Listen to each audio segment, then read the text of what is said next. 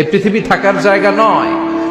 কিয়ামতের সময় আল্লাহ তাআলা মালাকুল মাউতকে বলবেন, সবার রূহ কবজ করে ফেলো, সবার, কেউ থাকবে না, সবার রূহ কবজ হয়ে যাবে। আল্লাহ মালাকুল মাউতকে বলবেন, মালাকুল মাউত কি অবস্থা? বলবে সব শেষ। মাইয়াবকা, কে বাকি? মালাকুল মাউত বলবে জিনেরা বাকি, যাদেরকে দেখা যায় না। আল্লাহ বলবেন জিনদেরকেও শেষ করে ফেলো, রূহ কবজ করো। মালাকুল মাউত আজরাইল জিনদের রূহ কবজ করবে। আল্লাহ এবার জিজ্ঞেস করবে, ইয়া মালাকাল মাউত আখবিরনি মাইয়াবকা, এবার বলো আর কে বাকি? মালাকুল মাউত বলবে, আল্লাহ মানুষগুলো সব শেষ, জিনগুলাও শেষ, এবার বাকি ইবলিশ শয়তান, ইবলিশরেও শেষ করো, ইবলিশও শেষ। আল্লাহ আবার জিজ্ঞেস করবেন, ইয়া মালাকাল মাউতি মাইয়াবকা, আর কে বেঁচে আছে বলো।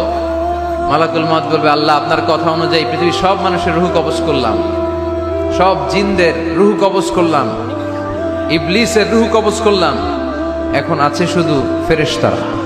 আছে কারা? যাও ফেরেশতাদের রূহ কবজ করো, ফেরেশতাদের রূহ কবজ হয়ে যাবে। এবার আল্লাহ জিজ্ঞেস করবেন, ইয়া মালাকাল মাউত আখবিরনি মাইয়াবকা।